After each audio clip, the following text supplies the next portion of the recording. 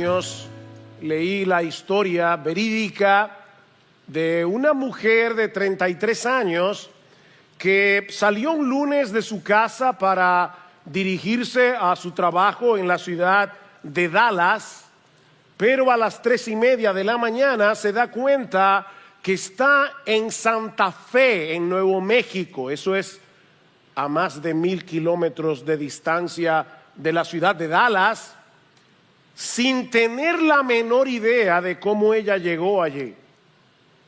Se quedó a dormir en un hotel de la ciudad y a la mañana siguiente no podía reconocer sus pertenencias. De hecho, ni siquiera se pudo reconocer a sí misma cuando se vio al espejo. Esta mujer estaba padeciendo de un severo caso de amnesia. Le tomó bastante tiempo de terapia, más de 1 año, poder recuperar completamente su memoria, sus relaciones, sus recuerdos, sus vivencias. Y a través de esta experiencia tan traumática, ella llegó a la conclusión de que la memoria no es meramente un asunto de recordar dónde fue que yo dejé las llaves de la casa o dónde fue que yo dejé las llaves del carro. Ella decía, se trata más bien de entender en esencia quién eres tú.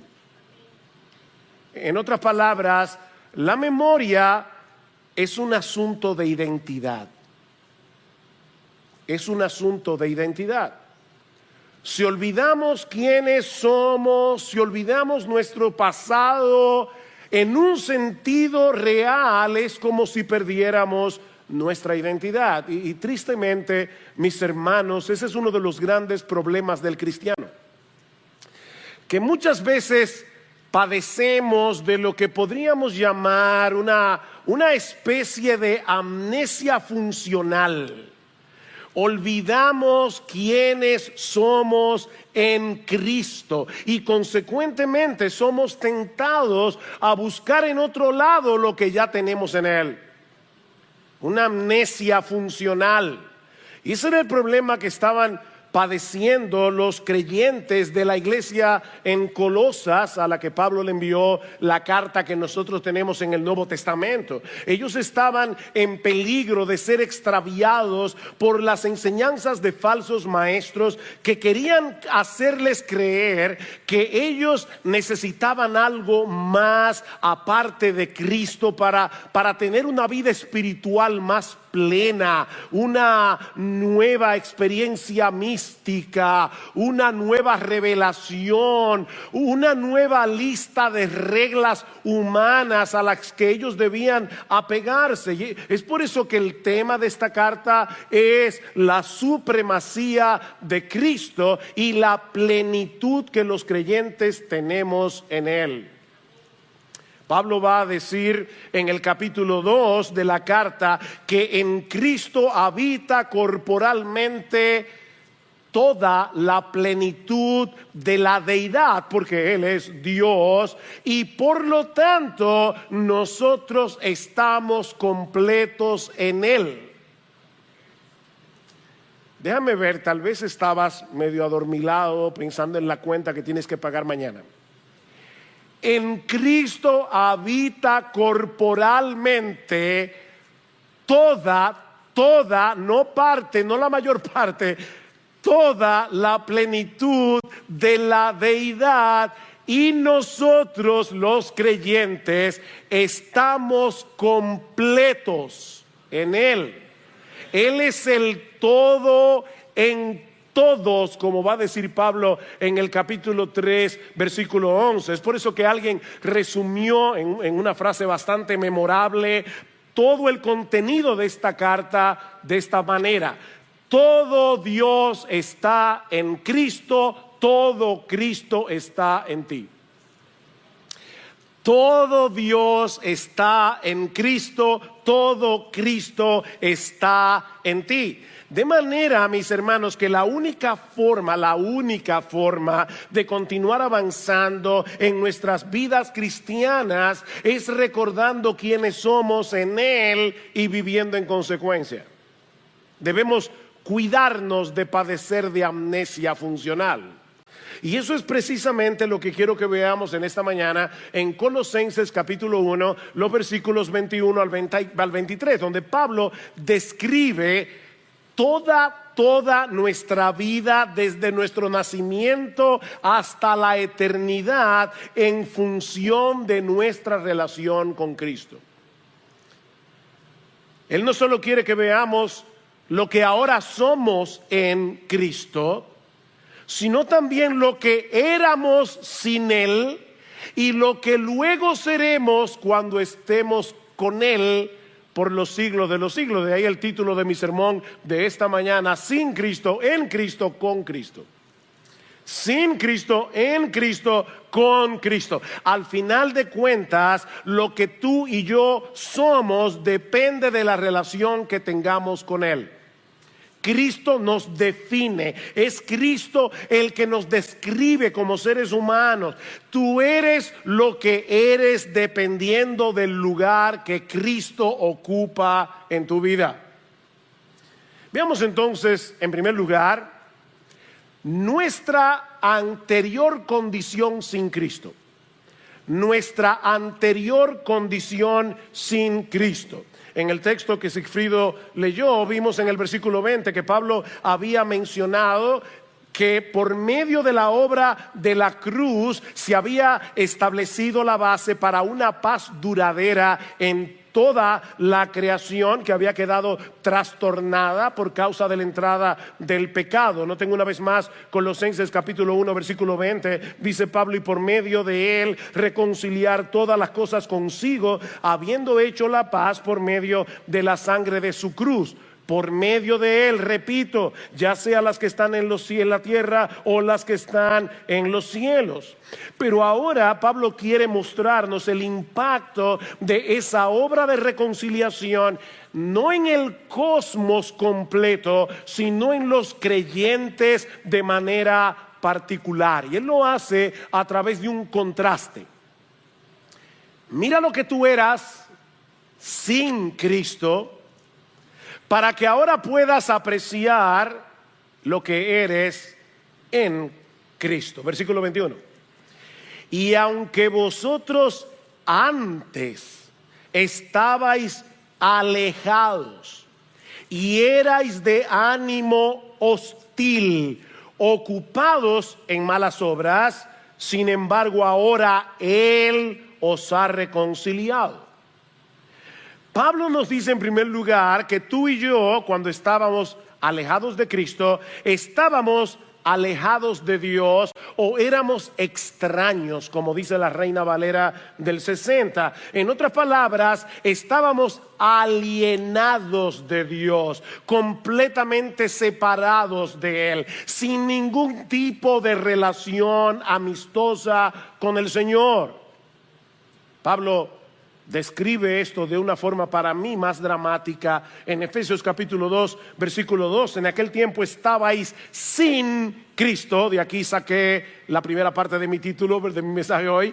En aquel tiempo estabais sin Cristo, alejados de la ciudadanía de Israel, ajenos a los pactos de la promesa, sin esperanza y sin Dios en el mundo. ¿Se puede estar en una condición peor? Sin Cristo, sin Dios, sin esperanza en este mundo. El tipo de relación que tú y yo teníamos con Dios no era la de un hijo con su padre, era la de un culpable con su juez. Y mi amigo, si tú estás aquí sin Cristo en esta mañana, todavía continúas en esa condición. Continúas en esa condición. En lo que respecta a Dios y a su pueblo, eres un extranjero, completamente ajeno a todos los privilegios de la ciudadanía celestial. Tú no tienes derecho, mi amigo, no tienes derecho a apropiarte de ninguna de las promesas que Dios nos ha revelado en su palabra. El Salmo 23, que mucha gente ama, aún personas que no son cristianas, el Salmo 23 no es para ti. Tú no puedes decir, no tienes derecho a decir que Jehová es tu pastor. Tú no tienes derecho a decir que nada te faltará. El Salmo 90 no es para ti. Jehová no es tu refugio. Jehová no es tu fortaleza. Tú no tienes derecho a apropiarte de Romanos 8:28. A los que aman a Dios, todas las cosas les ayudan a bien. No, a ti todas las cosas no te ayudan a bien. Tú no tienes derecho. Es que tú estás ajeno a la vida de Dios. Tú eres un extranjero en lo que respecta a la ciudadanía celestial. Ahora, no olviden, hermanos, miembros de Iglesia Bíblica del Señor Jesucristo y cualquier otro creyente que se encuentre en este lugar, que la carta a los Colosenses no es un tratado evangelístico. Pablo le está diciendo eso a creyentes. O sea, Pablo quiere que tú y yo, creyentes en Cristo, no olvidemos lo que éramos sin Él. Cuidado de padecer amnesia funcional. Esa era la condición en la que todos nosotros estábamos antes de venir a Cristo en arrepentimiento y fe. Éramos extraños. De hecho, noten de nuevo en el texto que Sigfrido leyó en el versículo 13, porque Él nos libró del dominio de las tinieblas y nos trasladó al reino de su amado Hijo. Nosotros pertenecíamos a otro reino, nosotros teníamos otro amo, nosotros teníamos otro dueño, nosotros teníamos otro Señor. Y de paso, un Señor inmisericordia y cruel, al que obedecíamos ciegamente y que quería destruir nuestras almas para siempre en el infierno. Ahí vivíamos tú y yo. Pero Pablo nos dice también que éramos de ánimo hostil. O como dice la Reina Valera del 60, éramos enemigos. Éramos enemigos. Yo sé que la mayoría de las personas en el mundo no se ven a sí mismas como enemigas de Dios. Porque esa hostilidad muchas veces se disfraza de cierto fervor religioso. El incrédulo no deja de ser espiritual a su manera. El incrédulo no deja de ser religioso. Él se ha creado una especie de Dios domesticado que se acomoda a su estilo de vida. Un ser supremo, un ser todopoderoso al que nosotros podemos acudir en tiempos de necesidad, pero que no nos condene por nuestro pecado. Y como ellos no tienen problemas con esa deidad que han fabricado en su imaginación, ellos no pueden aceptar que sean enemigos de Dios. Pero Pablo no está hablando aquí de un Dios imaginario. Pablo está hablando aquí del único Dios vivo y verdadero que se revela en su palabra, la Biblia, y que solo trata con el hombre a través de un mediador, nuestro gran Dios y Salvador Jesucristo. Ese Dios de la Escritura es un problema para el hombre en su estado natural, en su estado no regenerado, porque ese Dios atenta contra nuestras pretensiones divinas. Cuando tú y yo éramos incrédulos, nos habría encantado cambiar el Padre Nuestro y terminar diciendo: porque de nosotros es el reino, el poder y la gloria por los siglos de los siglos. Amén. No de Dios, sino míos. Mi hermano, esa era nuestra condición antes de venir a Cristo. Éramos extraños, éramos enemigos y consecuentemente estábamos ocupados. Me llama la atención esa frase. Estábamos ocupados haciendo malas obras. Ocupados. ¿Qué tú haces? Yo soy médico, yo soy ingeniero, yo soy abogado. Ok, mira, si tú eres inconverso, si tú eres Si tú eres incrédulo, si tú nunca te has arrepentido de tus pecados y te has convertido a Cristo de todo corazón, tu ocupación es hacer malas obras. Tú vives ocupado en malas obras. Esa hostilidad que nosotros teníamos con Dios producía una vida de desobediencia y de rebeldía. Y déjenme decirles algo, mi amigo, si tú estás aquí en esta mañana sin Cristo, es importante que te haga esta aclaración. No hay que ser un asesino, no hay que ser un adúltero, no hay que ser un ladrón para caer en esta categoría. Un montón de personas decentes están incluidas ahí, porque lo que no se hace para la gloria de Dios, lo que no se hace en el marco de la voluntad revelada de Dios, es una mala obra en el mejor sentido de ese término. Cuando tú haces algo bueno por una mala motivación, para tu propia gloria, para cuidar tu reputación, tú estás haciendo una mala obra. Tú vives ocupado en malas obras. Mi amigo, el más grande pecado del hombre consiste en violar el más grande de los mandamientos. Y el más grande de los mandamientos es: amarás al Señor tu Dios con todo tu corazón, con toda tu alma, con toda tu mente, con todas tus fuerzas. Y el segundo mandamiento más importante es: amarás a tu prójimo como tú te amas, con el mismo fervor, con la misma emoción, con el mismo cuidado con el que tú te amas a ti mismo.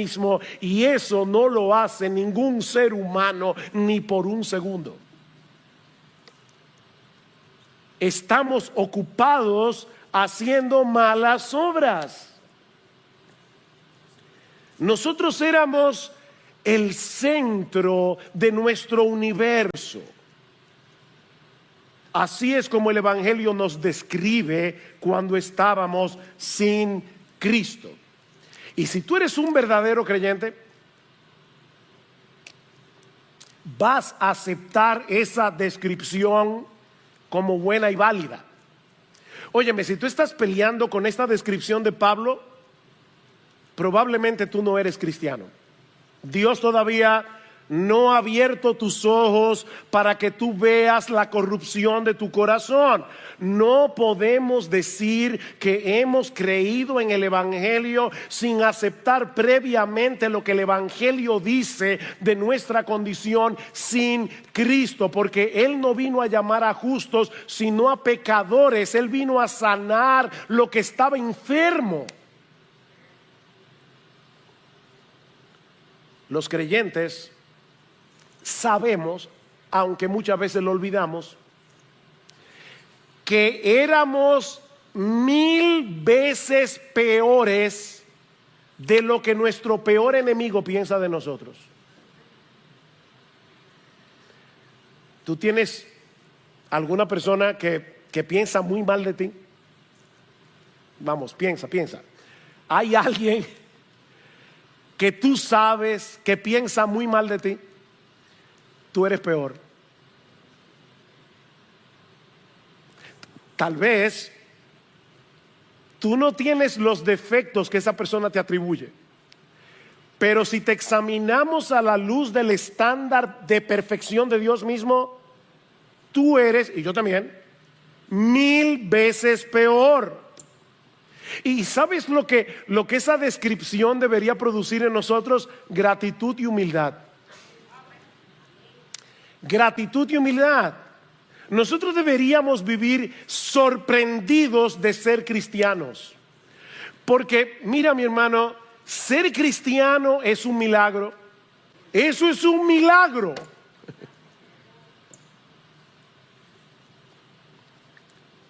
Lo que el Evangelio dice de nosotros debería producir una profunda y permanente gratitud, pero debería producir también una profunda y permanente humildad, mansedumbre. ¿Tú sabes por qué nos ofendemos tan fácilmente?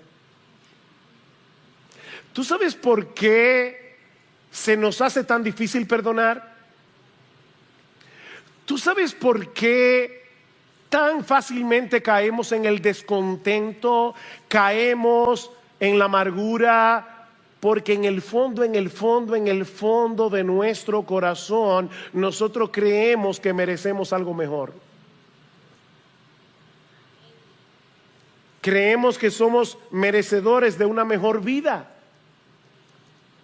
Pero el creyente que vive arraigado en el Evangelio nunca deja de asombrarse del inmensurable amor de Dios en Cristo. Ellos no se sienten merecedores de todo el bien que reciben de la mano de Dios y de los hombres. No somos merecedores. Yo creo que el secreto de Pablo estaba ahí. Pablo nunca olvidó que él había sido un perseguidor de la iglesia. Y es precisamente por eso que en las cartas de Pablo la gloria de Cristo resuma por todas partes. Es Cristo, Cristo, Cristo, Cristo. O sea, Pablo era cristocéntrico porque él sabía lo que él era. Ahora, esa terrible condición que Pablo describe aquí no tiene como propósito aplastarnos bajo el peso de nuestra miseria anterior. No, el propósito de Pablo es resaltar la gran obra de redención que Cristo llevó a cabo a nuestro favor en la cruz del Calvario. Y eso nos lleva a nuestro segundo encabezado. Ya vimos nuestra condición sin Cristo. Veamos ahora, en segundo lugar, nuestra nueva identidad en Cristo. Nuestra nueva identidad en Cristo. Dice Pablo, versículo 22, sin embargo, a pesar de todo lo que éramos, ahora Él os ha reconciliado en su cuerpo de carne mediante su muerte. Él os ha reconciliado. Necesitábamos ser reconciliados con Dios, pero como yo espero haber mostrado hasta este punto de mi mensaje, eso no era nada sencillo. Esa reconciliación era complicada. Por un lado, la justicia perfecta de Dios tenía que ser satisfecha, plenamente satisfecha. Pero por el otro lado, nosotros teníamos que ser transformados. Nuestra disposición de corazón hacia Dios tenía que ser cambiada. De hostilidad en admiración, de rebeldía a sumisión, de enemistad en amor. Y otra vez vuelvo a pensar en aquellas personas que dicen, no, solo lo que tú necesitas es, haz una decisión por Jesús. Óyeme que te lo voy a poner de esta manera. Para que un buitre escoja libremente comer semillas de girasol, su naturaleza buitresca tiene que ser cambiada. Hay que convertirlo en paloma. Hay que palomizar al buitre. Si es verdad que tú escogiste a Jesús, cuando tu naturaleza buitresca fue transformada, fue palomizada por el poder del Espíritu Santo y tú naciste de nuevo. Y eso es precisamente lo que Cristo hizo por nosotros a precio de su vida. Pablo dice que fuimos reconciliados en su cuerpo de carne. Wow. Mediante su muerte. Cristo, siendo Dios, se hizo hombre. Y como hombre, Él sufrió lo que tú y yo merecíamos sufrir por causa de nuestros pecados para poder reconciliarnos con Dios pagando nuestra deuda. Imagínate por un momento que por cada pecado que tú cometes, por pequeño que parezca a tus ojos, Dios emite una factura. Un mal pensamiento, una factura. Un pecado, otra factura. una mirada inconveniente, viste lo que no debiste haber visto, otra factura. El pecado se define en la Biblia como una deuda. Ahora, añádele a todas esas facturas las cosas buenas que tú debiste haber hecho y no hiciste, porque dice la Escritura en Santiago capítulo 4 que el que sabe hacer lo bueno y no lo hace le es pecado. Así que por cada cosa buena que tú debiste haber hecho y no hiciste, otra factura. Mire, mi hermano, yo no sé cómo tú lo visualizas, pero si yo lo pienso de mi propia vida, es como si cada día se amontonaran facturas tras facturas, tras facturas, tras facturas.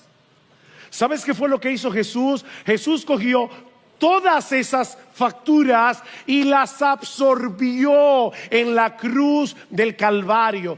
Cristo le dijo al Padre: yo quiero, Padre mío, que tú me castigues a mí, que yo sufra en lugar de, pon tu nombre allí, raya, en lugar de tú, yo quiero absorber el castigo que ellos merecen por cada una de esas facturas. Yo quiero pagarlas por completo en la cruz del Calvario.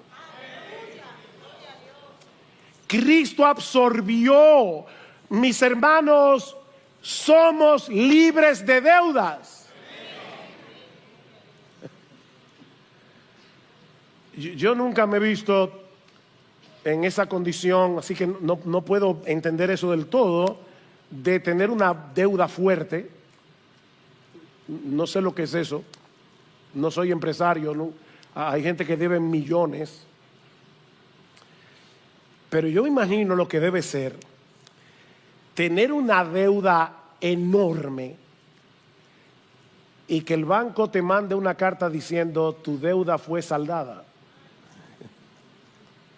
Cero. No deben nada. Ahora, lo más sorprendente de Jesús no es eso. Digo, ya eso es sorprendente. Pero hay algo más sorprendente. Si tú le debes al banco $2 millones y el banco paga tu deuda, tú no debes nada, pero en el banco tienes cero. Pero eso no es lo que hace Jesús. Jesús toma todas tus facturas, las pagó en la cruz del Calvario y después le dijo al Padre: mi justicia perfecta, ponla en su cuenta. Así que en el banco del cielo nuestra cuenta no está en cero. En el banco del cielo nosotros tenemos la misma justicia de Jesús. Eso es lo que la Biblia llama justificación. Sorprendente, todavía queda algo más. Que yo le decía, nosotros necesitamos que la justicia de Dios sea satisfecha, pero nosotros necesitamos que la disposición de nuestro corazón sea transformada. Así que no solamente se trata de que nuestra deuda fue saldada, sino que en el momento de nuestra conversión comienza un proceso de transformación en nuestros corazones.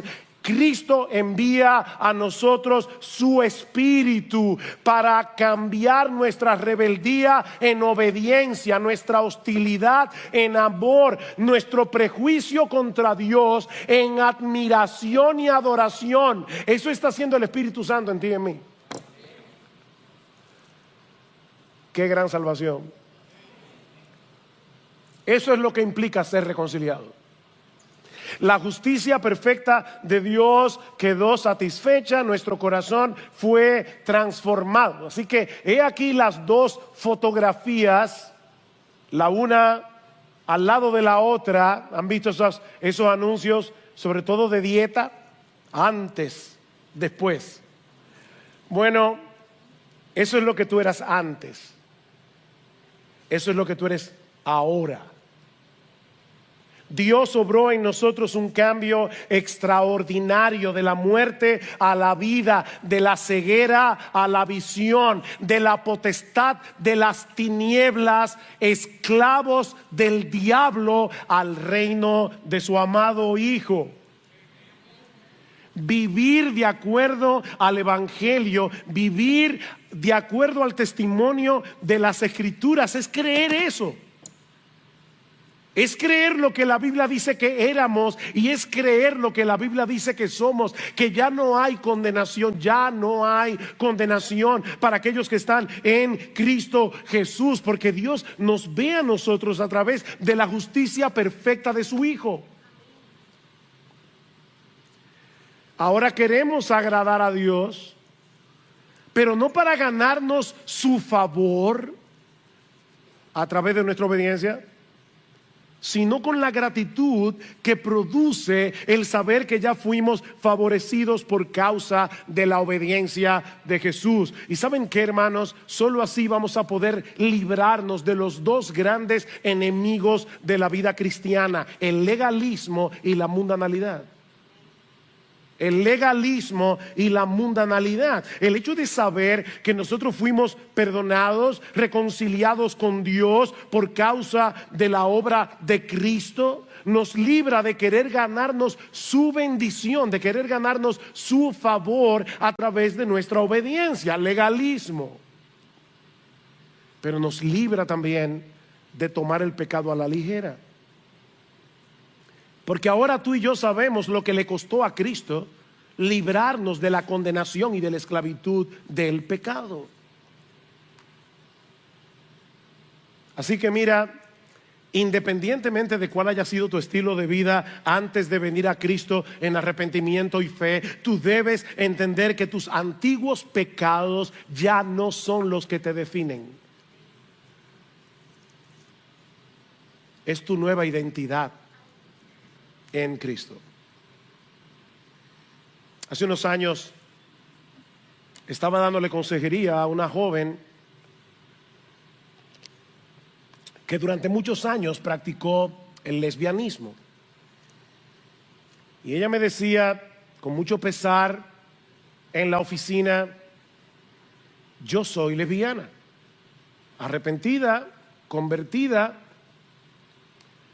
pero yo quisiera ser mujer, plenamente mujer.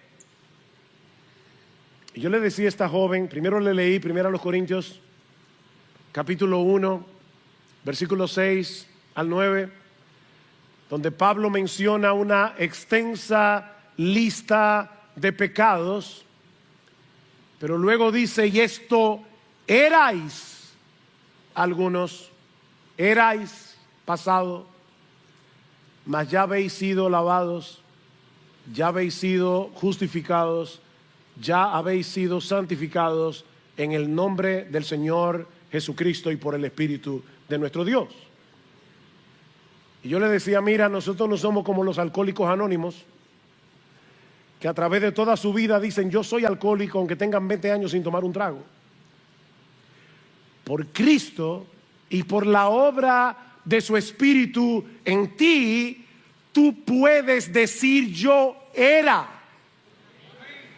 Eso no te define. Tú eres cristiano, eres cristiana. Lo que te define ahora, independientemente de las luchas que tú puedas tener en el día de hoy con tus pecados pasados, lo que te define es tu nueva identidad en Jesucristo. Esa es tu definición. Esto erais algunos. Pero Pablo no ha terminado. A él le falta otra foto. Ya nos mostró nuestra condición pasada sin Cristo. Ya nos mostró nuestra nueva identidad en Cristo, en unión con Cristo. Pero ahora quiere que veamos nuestro futuro con Cristo cuando estemos en su presencia. Versículo 22. Sin embargo, ahora Él os ha reconciliado en su cuerpo de carne mediante su muerte, a fin, he aquí el propósito, a fin de presentaros santos, sin mancha e irreprensibles delante de Él. Wow, cuando nos toque presentarnos delante de Dios en su tribunal,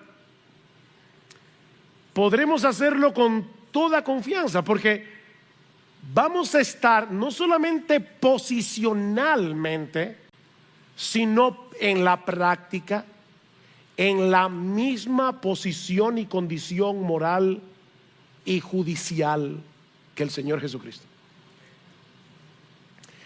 Él era sin mancha, Él era santo, Él era y es irreprensible. Durante todo su ministerio terrenal, Cristo nunca pecó, Cristo no tuvo ningún defecto, nunca tuvo nada que pedir perdón. Él era absolutamente irreprensible. Nadie nunca pudo levantar su mano y acusar verazmente a Jesús de ningún pecado. Y ¿sabes qué, mi amado hermano? Cuando nosotros estemos en la presencia del Señor, ni el diablo, ni sus demonios, ni nadie podrá levantar su mano contra nosotros y acusarnos de ningún pecado. Estaremos santos, sin mancha e irreprensibles ante los ojos mismos de Dios, en cuerpos glorificados. A partir de ese momento no pecaremos nunca más. Esta mañana, pensando en el sermón de hoy, recordé una historia que leí hace muchos años, no sé cómo eso vino a mi memoria. Es la historia de un chino que era un ladrón. Alguien le predicó el evangelio y el chino se convirtió. Y decía la historia que la primera vez que el chino va a la iglesia y ve en la pared los 10 mandamientos, él era completamente ignorante del cristianismo, él se puso súper contento porque él no lo leyó como mandamientos, sino como promesas. No matarás, no robarás. ¡Ay, qué bueno! No dirás falso testimonio, no codiciarás. Bueno, la exégesis no estuvo del todo correcta, pero en el fondo eso es verdad. Algún día ya nosotros vamos a poder leer los 10 mandamientos como promesas. No matarás, no cometerás adulterio, no robarás, no codiciarás, no tendrás dioses ajenos delante de mí, porque tú y yo seremos perfectos. Perfectos.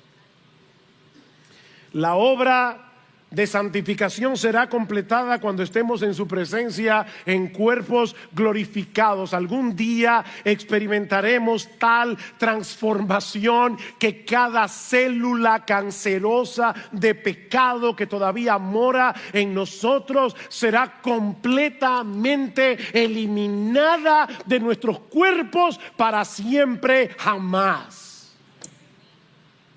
¿Qué dice Juan? Primera de Juan, capítulo 3, versículo 2, que cuando le veamos seremos semejantes a Él, porque le veremos tal como Él es. Pero ¿sabe lo que añade Juan? Que el que tiene esa esperanza en Él se purifica a sí mismo, así como Él es puro. El que tiene esa esperanza es una esperanza purificadora, es una esperanza que actúa ahora en la foto presente. Ahora, Pablo termina este pasaje con una advertencia. Versículo 23, si en verdad permanecéis en la fe, bien cimentados y constantes, sin moveros de la esperanza del evangelio que habéis oído, que fue proclamado a toda la creación debajo del cielo, y del cual yo, Pablo, fui hecho ministro. Lo que Pablo está diciendo aquí no es que un verdadero creyente puede perder la salvación. Lo que él está diciendo es que la perseverancia en la esperanza del evangelio es la marca distintiva de aquellos que de verdad han abrazado el evangelio. La fe que salva persevera.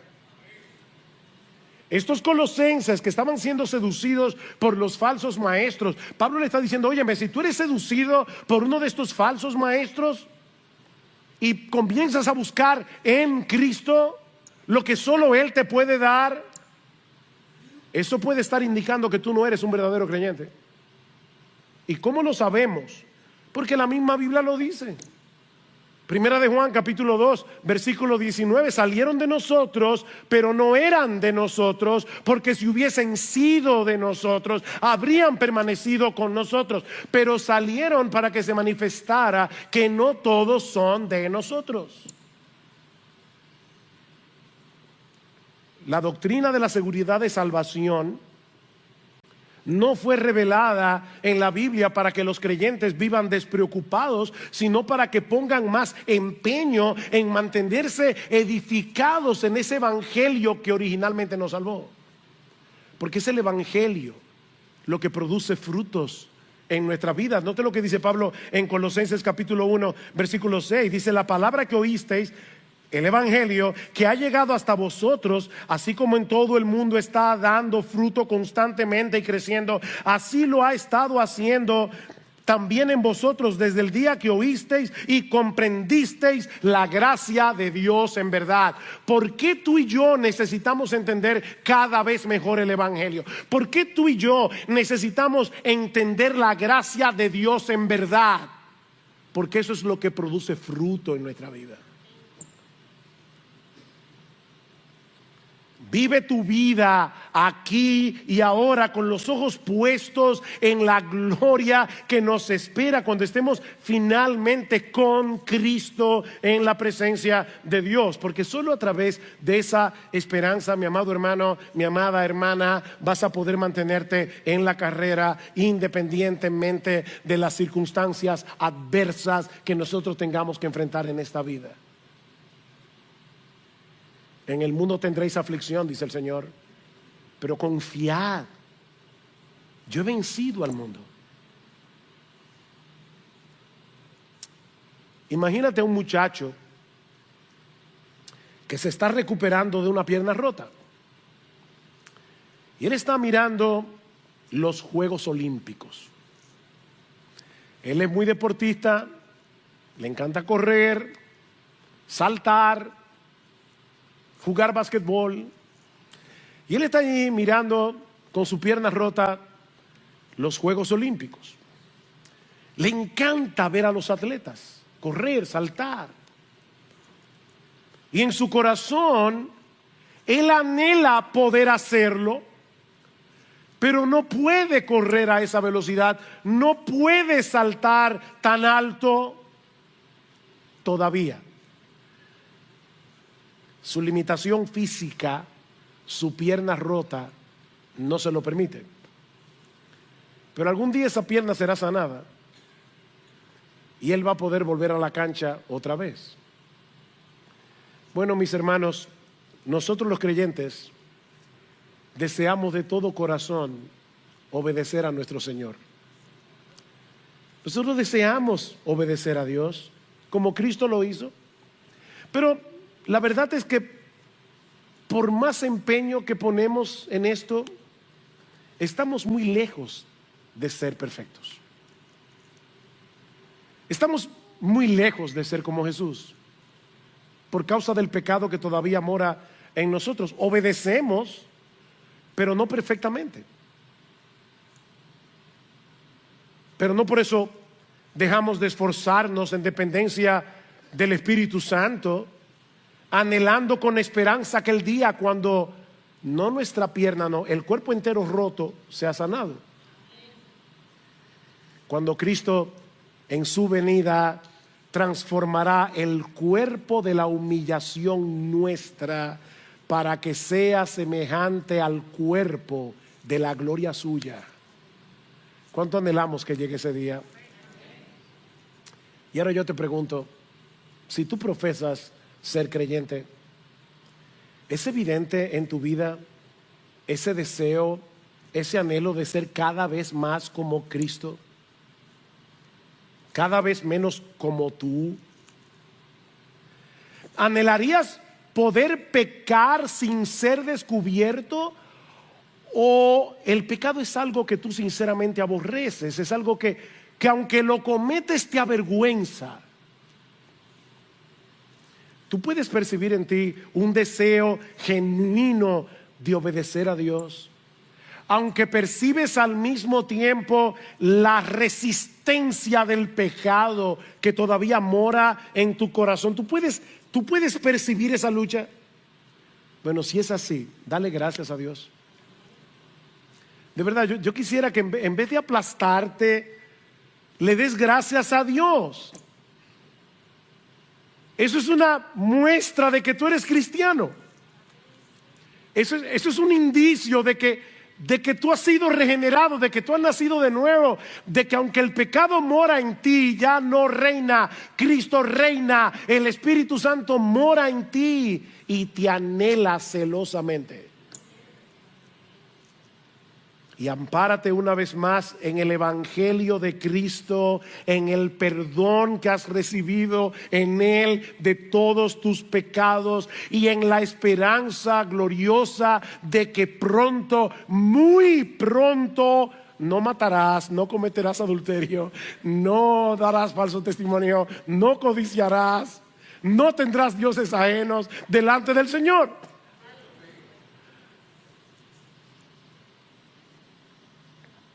Pero si no es así, mi amigo, yo te invito en esta mañana que vengas a Cristo en arrepentimiento y fe,